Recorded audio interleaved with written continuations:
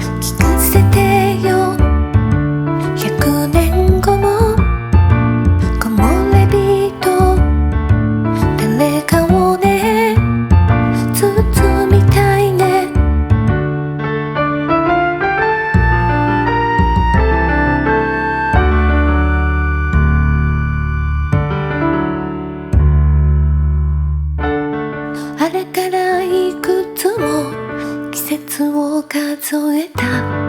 案外変わらないものだね。僕らの夢と僕らの歌をいくつも重ね合って Friend 木漏れ日も一緒に Friend クスクス笑ってるよ。ありったけの君の歌50年後も聞かせてよ。100年後も木漏れ日と誰かをね包みたいね。